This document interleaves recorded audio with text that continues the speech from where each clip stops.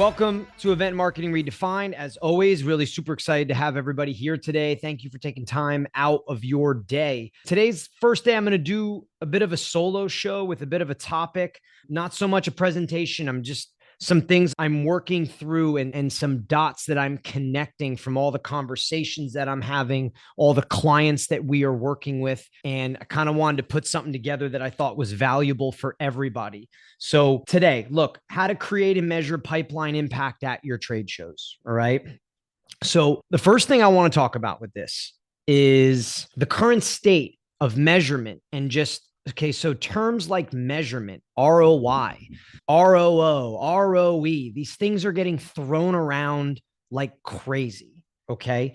And I think they're big terms. I think they're easy to say, but I think a lot of people are unsure where to start. A lot of people are really unsure where to begin to be able to, everybody knows what ROI is, right? But like, how do they deliver it? What does it look like? What do the numbers, what does the reporting look like? What are they exactly reporting on? So I think this stuff gets thrown around a lot. And I think it's kind of like a big, hairy, scary thing that people are just not 100% sure how to do. And look, when it comes to measuring, I can tell you this: measuring and quantifying results has to happen with events. It is something that absolutely has to happen and is a must. As event marketers, even as partners like ourselves to event marketers, we all have to start to create business cases, and we have to start to be able to deliver quantifiable or measurable results to tie into the greatness of what events are. Okay. So let's talk about the problems at this point. What are the problems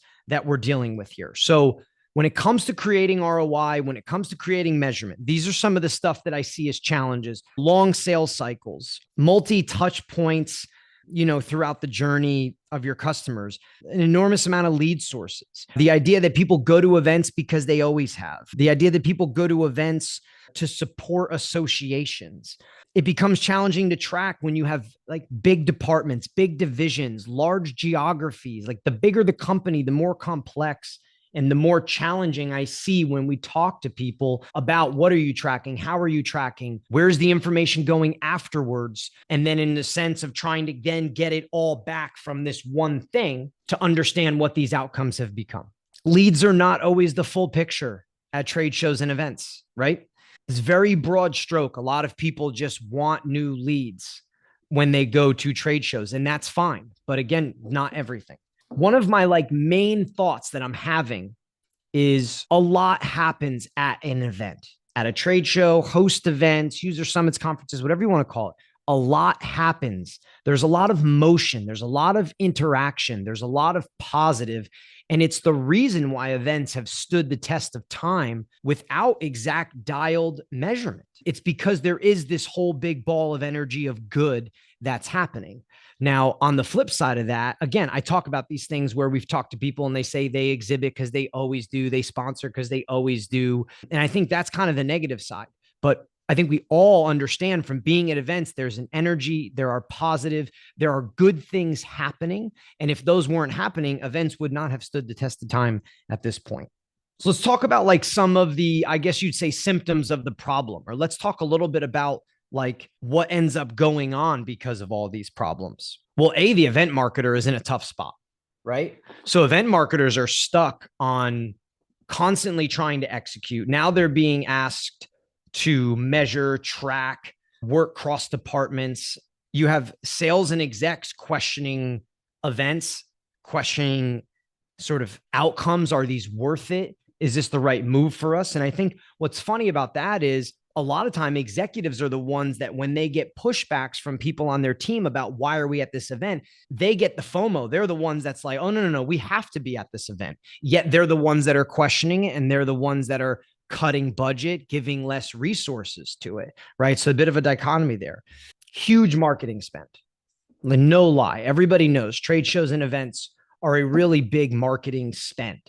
So that puts more emphasis on it. It makes it easier for people to be like, we're spending all this time, we're spending all this money, we're spending all this energy on this. So what's coming from it? I think we've gotten to the point where because there's not really dialed measurement, we get lost in the sense that we're not putting exact strategy. Because a lot of times I think you need to measure stuff to understand what strategy and kind of what place to go next. So as I start putting all this stuff together, one of the things I'm thinking is like, okay, what's a better way here, right? How do we do this moving forward? How does somebody get started? Because when you look at the event program of a major company, it is probably one of the most expensive with the biggest carbon footprint and the least measured. That's a problem waiting to happen, right? That is a problem waiting to happen. So because they're the most expensive, when you have economical, geopolitical tough times, inflation's high, it gets questioned. When things are really, really good and, the budgets are not in question, well, then it leads people down to the carbon footprint path. That's when the sustainability talks peak their head. And then because it's least measured, there's really not a ton of backing to be able to go to put the business case forward. So here's kind of what I'm proposing for people is at the end of the day, when you're going to events and you're deploying capital and you are spending company resources, time, energy, it is a big lift to put on a 30 by 30 trade show booth, sponsor a booth, bring in the team, run a host event, right? Bring in 300 to 2,000 people, whatever it may be. It's just a huge lift.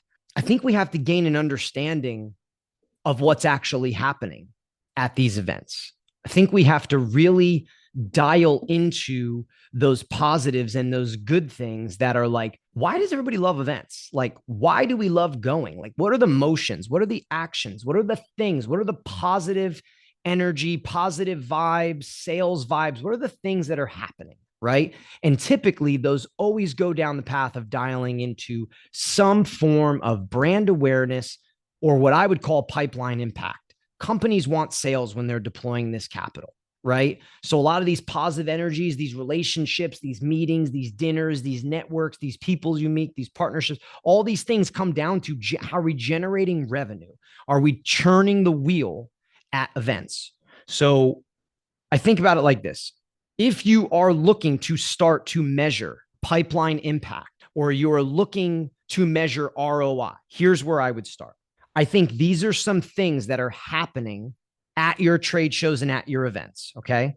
So we are getting new pipeline. When you go to events, you put new pipeline into your pipeline. You see deals get closed at the show. You see deal stage acceleration.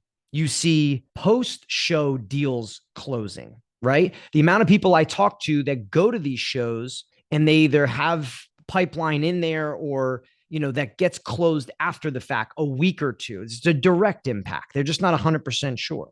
Old customer resurgence. I mean, how many times have you seen somebody at a show that maybe you used to work with? Maybe there was a new contact. Maybe they went away from offering something, but you end up meeting them, talking to them, spending time with them, and then all of a sudden they become a customer again.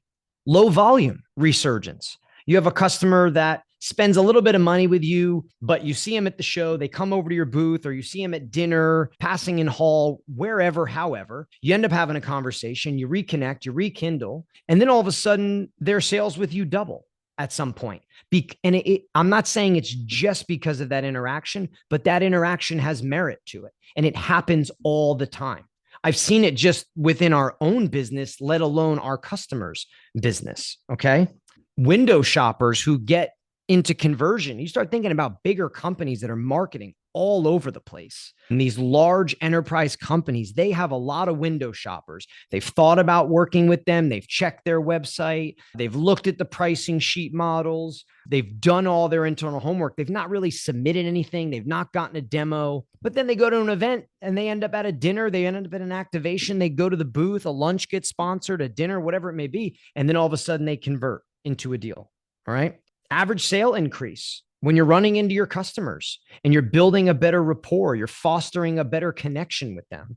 After the fact, either upselling or just building a better relationship, those people end up spending more money. Referrals. You get referrals from when you're at events, right? So that's a whole nother avenue. Solidifying partnerships. This is a huge one. People still like to solidify large partnerships in person. They like to sit face to face, look each other in the eye, and have conversations. And a lot of times they can solidify partnerships happens at a trade show. So what is that worth? Where does that go? Indirect sales. You start talking about distributor models. You start talking about companies that have multiple avenues or multiple channels for sales. What are those touch points like at a trade show? So that is a list that I've compiled of things that are happening at trade shows, in and around trade shows and events. I think the first step is identifying which is happening for you at which shows, right? I think all your shows are different. They all vary.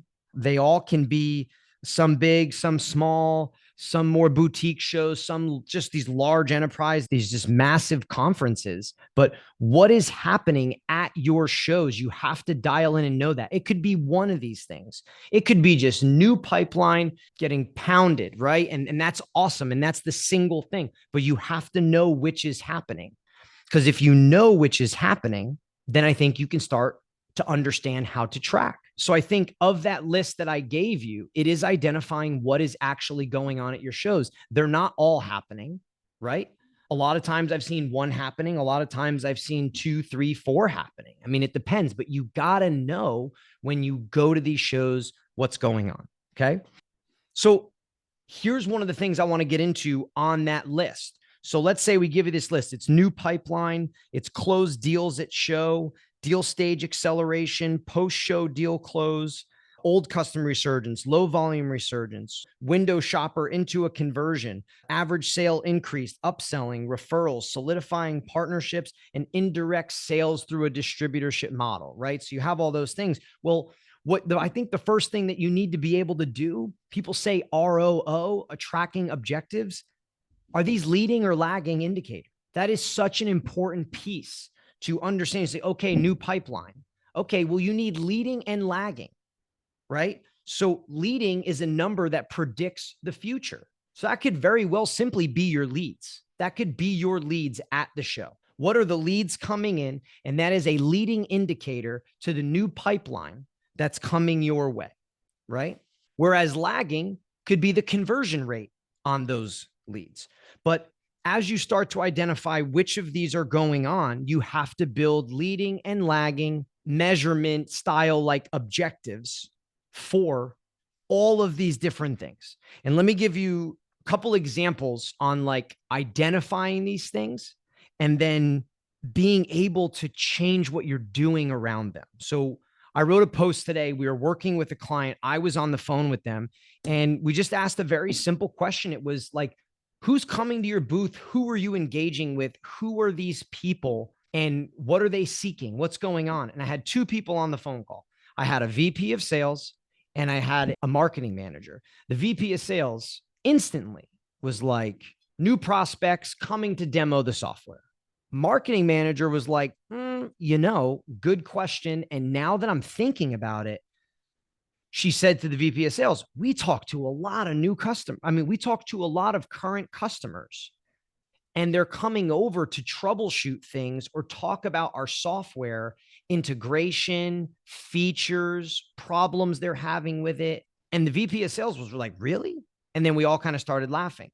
So I think my point on that is their whole strategy, approach, the engagements, the way the booth was laid out, the activities they sponsored, everything they were doing at this trade show was for new prospects. So that's new pipeline, right? Potentially deal stage acceleration, window shoppers, I guess referrals, right? Like they're doing everything around those people. Yet they have customers that are coming to their booth in groves, a high number. And they're just like talking to them and saying hello and doing, all these things. But what they're realizing is there's opportunity there.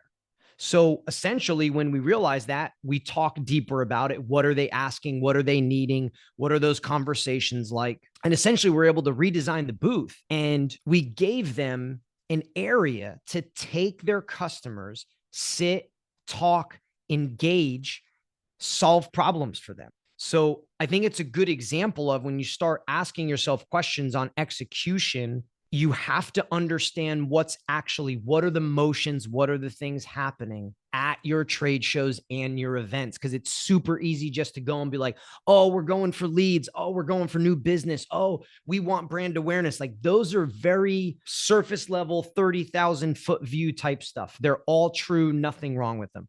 But we have to get more granular in starting to understand what is actually happening at these shows. Another good example, I was at a trade show. We used to work with a lighting supplier. About 6, 8 months, maybe a year prior that, one of my production buyers at my company left.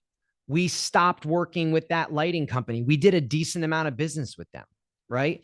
I ran into the VP at that company. We started talking. He tipped me off to he's like, hey, by the way, we're not really seeing order. Not working with you guys. Everything okay? I'm like, what do you mean? So, a change in role, a new person coming in, somebody not on my side, if we're not processed enough, not passing the buck or the ball the right way.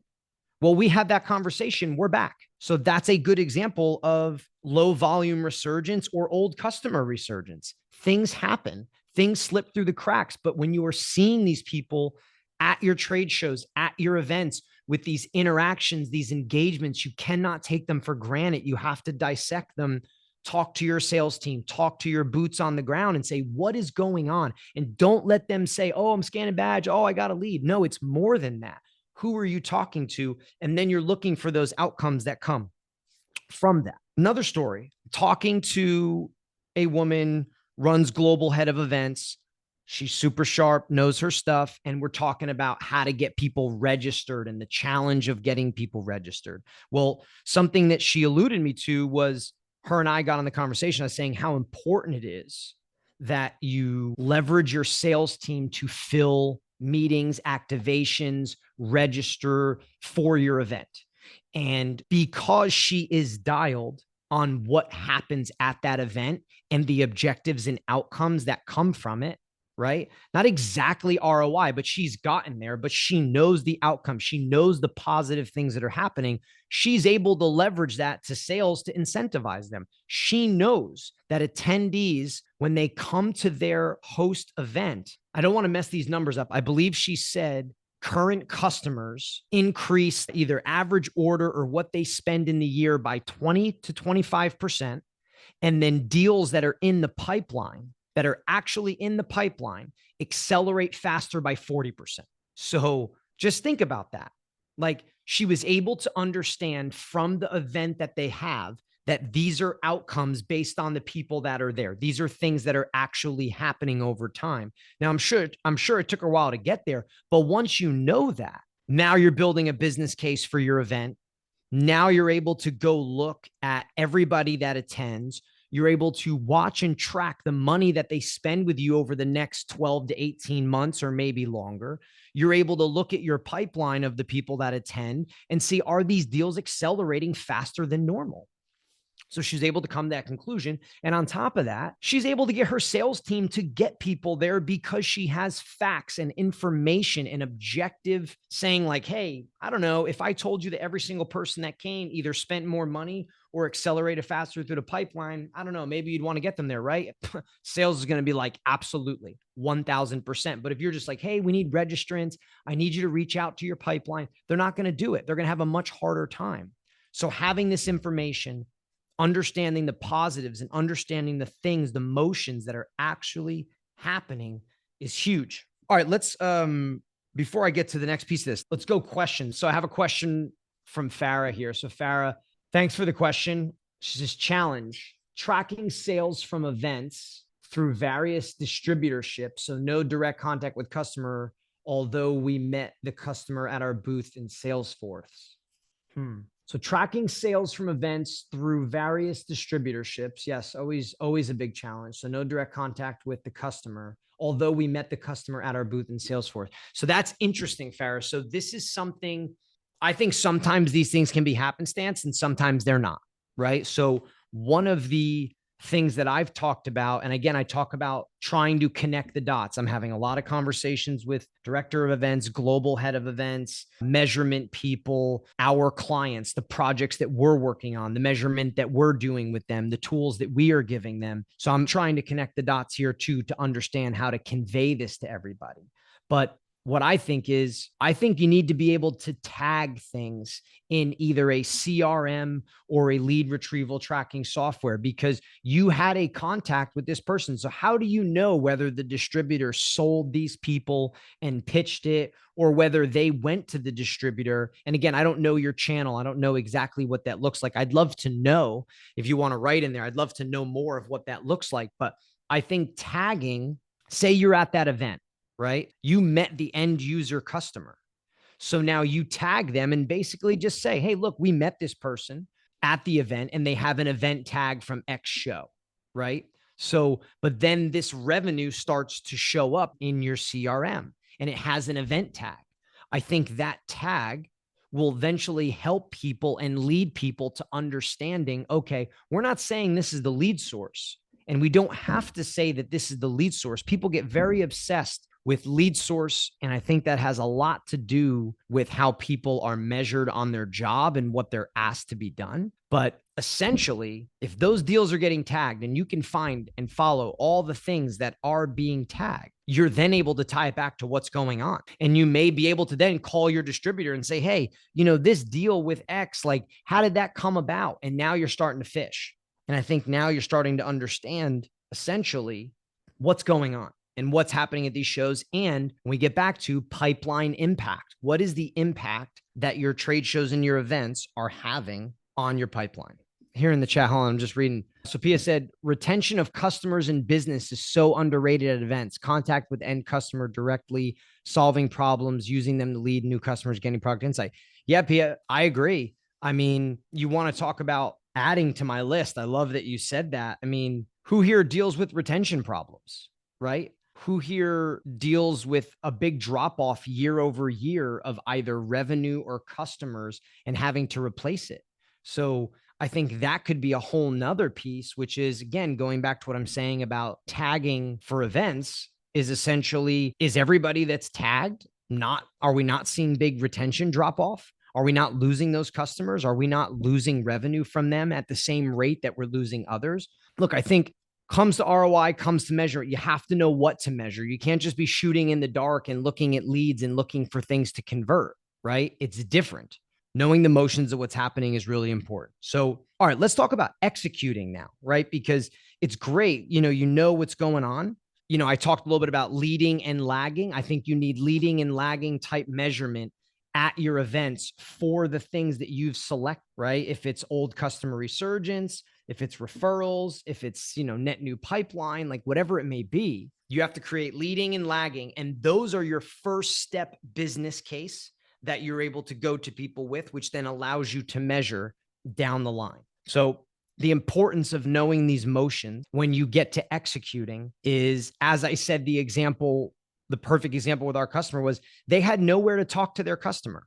So they weren't capitalizing, right? We created an area, a bit of a workshop area. When they got done with that show, I don't recall what the actual results were, but overwhelmingly, they were like, these interactions were so much better.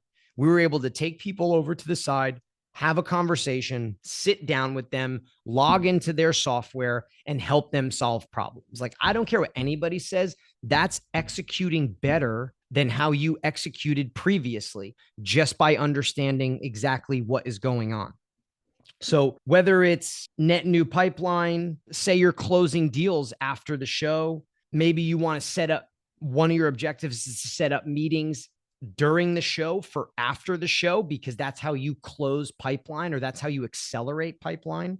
Old customer resurgence, maybe it's throwing a dinner and inviting all these old customers there, right? Low volume resurgence, maybe you're at an event where you have a bunch of customers that are just kind of like smaller customers, not spending a ton with you. How can you engage them? Maybe it's average sale increasing, referrals, distributorships. Maybe if you have a distributorship model, I think with, Farah, with what you said, maybe you should be throwing or giving your distributors some ownership over your trade show booth and sponsorship where they are involved and they are bringing people in. I don't know exactly what that looks like. I wouldn't suggest all of you exhibiting together. I think that's an absolute nightmare and it's impossible to do. But how do you work with your distributors as a partner at that show, whether it's for a dinner, whether it's an offsite activation, whether it's part of your sponsorship, whether it's at the booth, maybe you host a panel discussion, product demos, and they bring people in. I don't know what that looks like, because I don't know exactly what it is you do.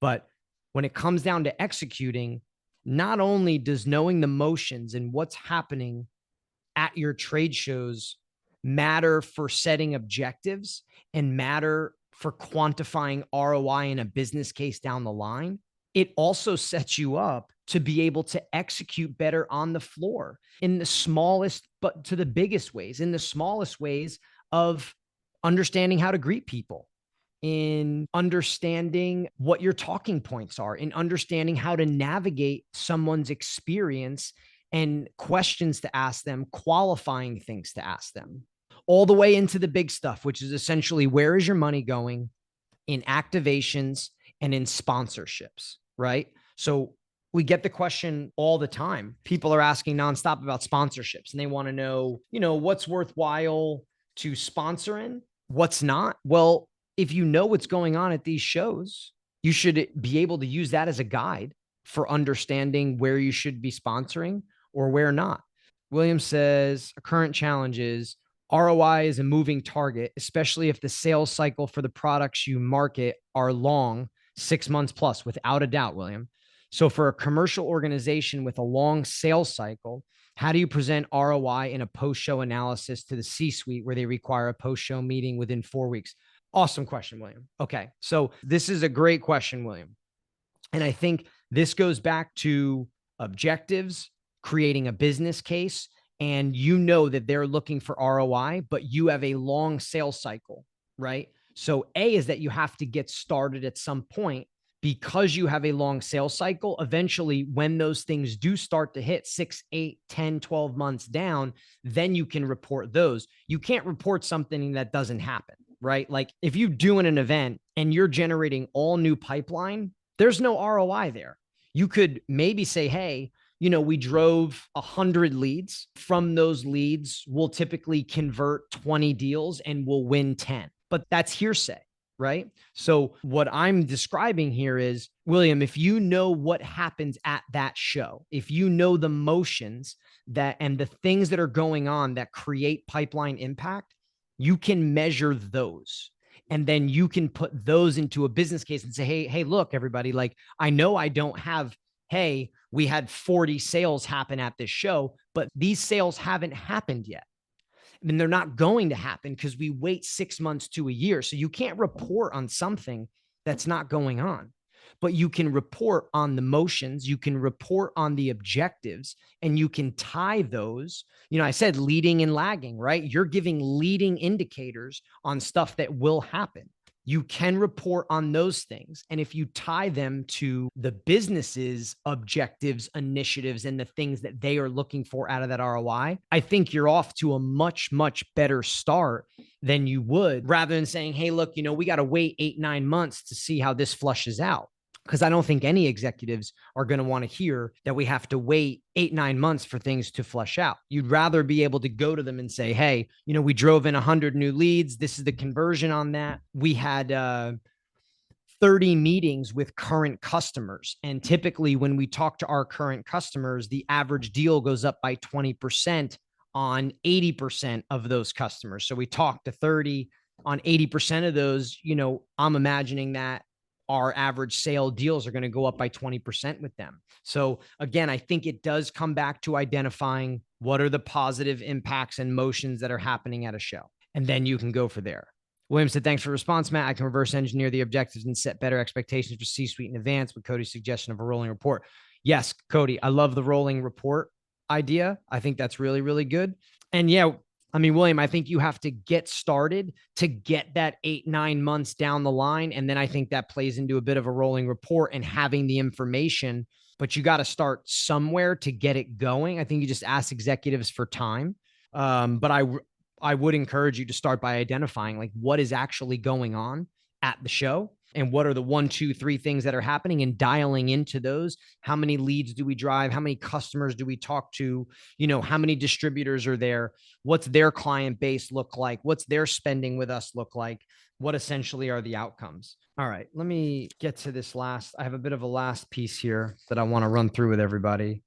So I think there's some really good stuff happening in the ROI and the measurement space. One, the software is as good as it's ever been, right? I think a lot of it you can do by hand. We had Ryan on from Captello. I think they have a great software for lead capture, lead retrieval, organizing the information, being able to tag things, put lead source on things, and the way that folds into your CRMs.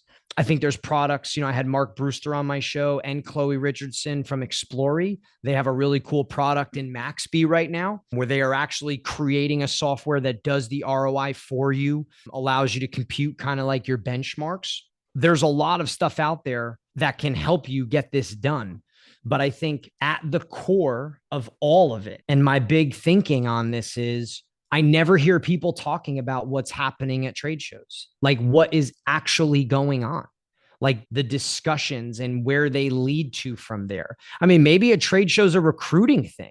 I mean, maybe you end up just recruiting valuable staff at a show. I don't know, right? But I can't express enough is gaining an understanding of the things that are happening at your trade show and how they impact your pipeline, right? People get very fixated on new leads. They get fixated on how many demos they do, how many, whatever it is that they have. And I think you have to go backwards on that and really start gaining an understanding, because not only does it let you measure, but the other big piece of what it does, it lets you execute better. It lets you set up to execute yourself, the right way.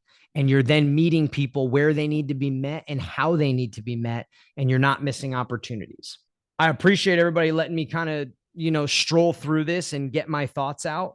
I hope this helped everybody. We would love feedback, whether it's an email or in the chat, just on like, was this valuable? Are there further questions that people have? We can help answer them or connect them to people that we're working with on these things and kind of how to solve.